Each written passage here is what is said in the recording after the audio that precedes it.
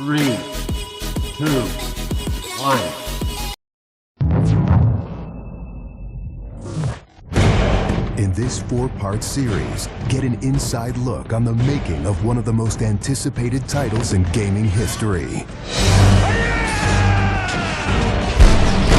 This is Inside Assassin's Creed III. Ever since Europeans arrived in North America, they had been involved in shipping goods back and forth across the Atlantic Ocean. In order to make this economic system work, the British tried to control the goods that are going to the colonies. And it was this goods coming back and forth which made a few places on eastern North America important. Whether it's the Boston Tea Party or the Boston Massacre. Fire! We have these big historical events that we can situate our game around. All of these events that people have a rough understanding of, but they've really never experienced.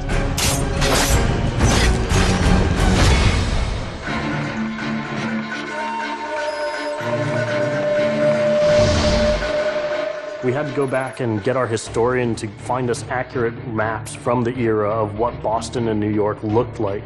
These are actual replicas of the cities. If you're familiar with those cities, you should have that sort of eerie feeling of finding familiar sights. We really wanted to push the animations and just make it look like it's a real living world. As you walk through the crowd, you'll also see animals in the streets. They'd have a pig, they just clip his ear in a certain way, and they'd let him go in the street. And then he'd eat garbage, and then when it was time to eat the pig, you'd go and find your pig, and you'd slaughter it and eat your pig. We've got a lot of new ingredients that just bring a new, fresh feeling to the gameplay inside of the cities.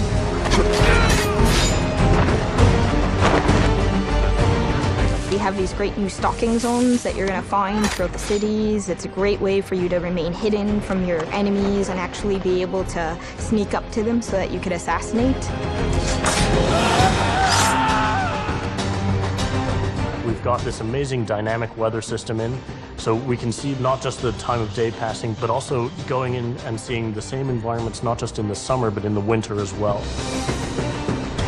Even though it's a much more condensed area in the city, you actually have to be more careful. There will be carts moving past, so as you're running along the buildings, escaping some snipers, you'll be able to just dive off into a hay cart that's driving past. You'll be able to jump out of that, free run quickly through the streets, through a building, and jump out the other side. See people inside freaking out as you run past through their kitchen.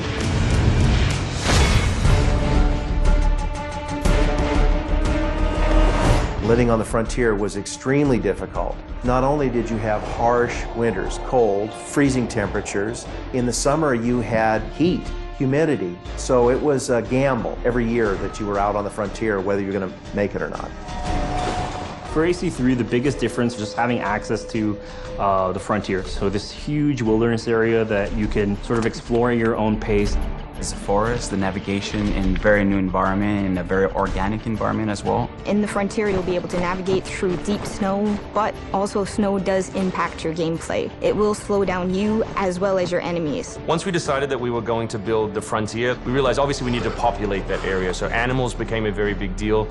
We have over 24 different species of animals in the game. There's an entire hunting loop that you can engage in.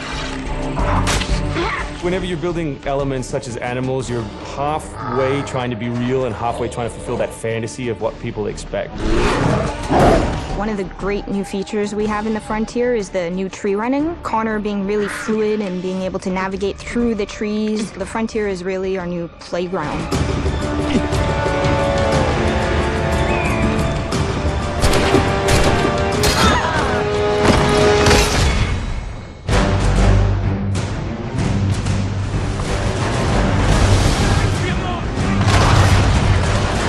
This war at sea was truly a global war and involved not only the British, but the French and the Spanish and the Dutch.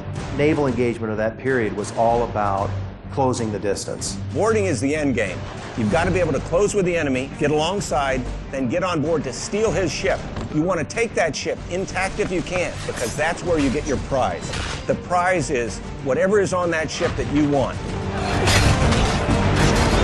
Naval warfare was absolutely decisive to success in the American Revolution. Commerce comes by sea. At the same time, invaders come by sea. You control the sea and you control the conflict. It's a huge part of the historical period. The revolution is won pretty much at Yorktown by a blockade of ships. You know, we can't ignore this part of the history. This is critical. This is something that we have to do. We started a whole team up just to specifically focus on the naval experience. Naval combat has been a huge challenge. The technology of the wind, the water simulation has been a massive undertaking for the team. Initially, we didn't even think it was feasible because it's a big moving structure. It's a full simulation on high seas where Connor is controlling a ship, he's controlling a crew as well, so he's kind of the master and commander on the ship. Very exciting. I mean, you are on a moving vessel that is very much part of the sea itself. This is something that we wanted to engage in and build for the game. That was a huge challenge that we set ourselves and actually turned out pretty good.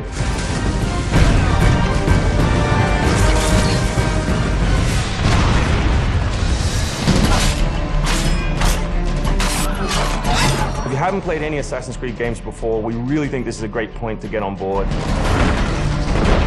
It is a new story, it is a new character.